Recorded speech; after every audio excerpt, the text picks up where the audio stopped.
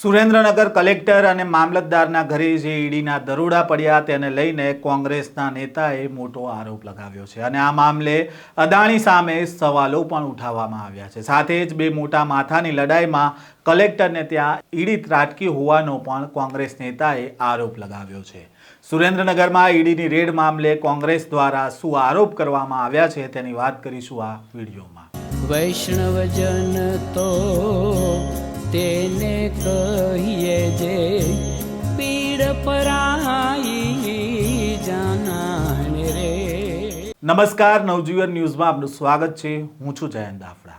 સુરેન્દ્રનગરમાં જમીન કૌભાંડ મામલે કલેક્ટર ડોક્ટર રાજેન્દ્ર પટેલ, નાયબ મામલતદાર ચંદ્રસિંહ મોરી સહિતનાઓ સામે ઈડીના દરોડા થયા હોવાની ચર્ચા છે અને આ મામલે એસીબીમાં ફરિયાદ પણ નોંધાવવામાં આવી છે। કથિત કૌભાંડનો કેસ સામે આવતા હાલ સુરેન્દ્રનગરના કલેક્ટરની તાત્કાલિક અસરથી બદલી કરવામાં આવી છે અને તેમને હાલ વેઇટિંગ ઇન પોસ્ટિંગ પર મૂકી દેવામાં આવ્યા છે અને તેમની આગામી આદેશ સુધી એટલે કે તપાસ પૂર્ણ ના થાય ત્યાં સુધી કોઈ ચાર્જ સોંપવામાં નહીં આવે તેવું પણ ચર્ચાઈ રહ્યું છે। હાલ સુરેન્દ્રનગરના જિલ્લા વિકાસ અધિકારી કે.એસ. યાજ્ઞિકને આગામી નિર્દેશ સુધી સુરેન્દ્રનગરના કલેક્ટર પદનો વધારાનો હવાલો સોંપવામાં આવ્યો છે અને મોટી માલવણ કૃષ્ણનગર પાસે ખાનગી કંપની એ સોલાર પ્લાન્ટ માટે ખેડૂતો પાસેથી 30 વર્ષના ભાડાપટ્ટે જમીન લેવામાં આવી અને જો કે આ જમીનનું બિન ખેતી કરાવ્યા વગર જ પ્લાન્ટની કામગીરી શરૂ કરી દેવાની ચર્ચાઈ રહ્યું છે કે આજે ઈડીની રેડ પડી તેનું મુખ્ય કારણ છે। તેવામાં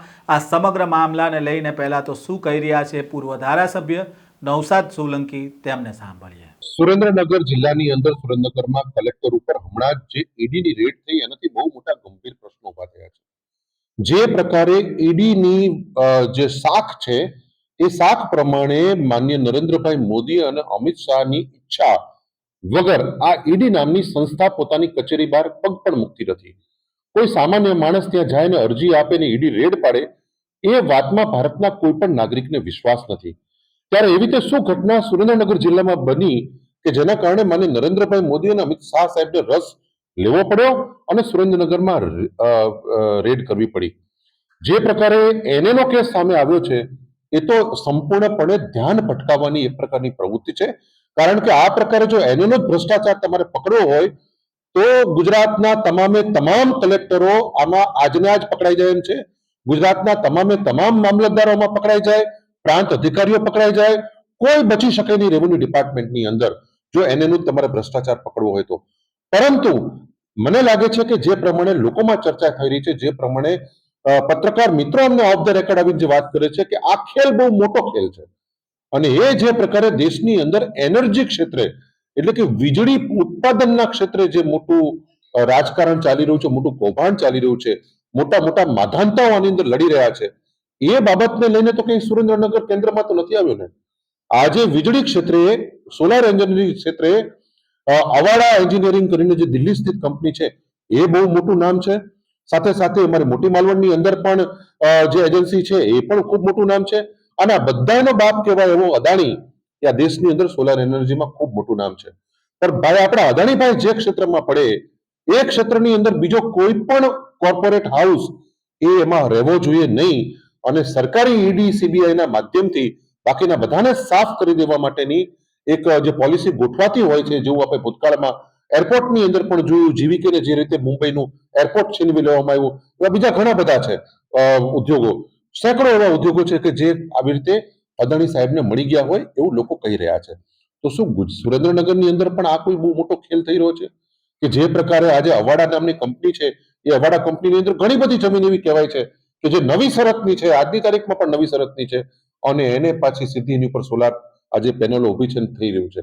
સાથે સાથે તમારે જો પકડવું જ હોય તો તમારે અમારે ડીએલઆર ની કચેરીમાં જાઓ। અહીંની જે અમારી પેલી મેડમ છે એના વિશે પણ લોકો ખૂબ મોટી વાતો કરે છે અને હવે ખૂબ બધાને પેટ ભરાઈ ગયો, બદલી કરાય સુરેન્દ્રનગરમાંથી બધા હવે ભાગવા માંગે છે। અત્યારે આ સુરેન્દ્રનગર જિલ્લો હવે ખાલી થવા થઈ રહ્યો છે। એટલો બધો બદનામ કરી દેવામાં આવ્યો છે ભારતીય જનતા પાર્ટી દ્વારા આ જિલ્લાને કે હવે કોઈ સારો અધિકારી આ જિલ્લામાં રહેવા તૈયાર નથી। કોઈ ઈમાનદાર માણસ હવે સુરેન્દ્રનગરમાં રહી અને લોકોની સેવા કરી શકે એવું વાતાવરણ રહ્યું નથી। એના માટે ખૂબ અમને ભારોભાર દુઃખ છે। અમને અમારું માથું શરમથી ઝૂકી જાય છે કે આજે અમારા સુરેન્દ્રનગર જિલ્લાની શું હાલત કરી છે આ લોકોએ। આજે આ ભ્રષ્ટાચારના બોરિંગ અંદર સામાન્ય માણસ કચેરીમાં જઈ શકતો નથી, પોલીસ સ્ટેશનમાં જઈ શકતો નથી, એની એફઆઈઆર ના ફાટી શકે, એની કોઈ ફરિયાદ ના લઈ શકે. અને ભારતીય જનતા પાર્ટીના કોઈ નેતાઓ જો પછી ગમે એટલી જમીનનું દબાણ કરે, ગમે એટલા જમીનના કૌભાંડ કરે, એમને કશું જ થતું નથી. પરંતુ જ્યારે બે મોટા માથાઓ લડે ત્યારે પછી કલેક્ટરની પણ કોઈ હેસિયત રહેતી નથી. એને પણ ધારે તો આ લોકો 1 સેકન્ડમાં ઉપાડી લે છે.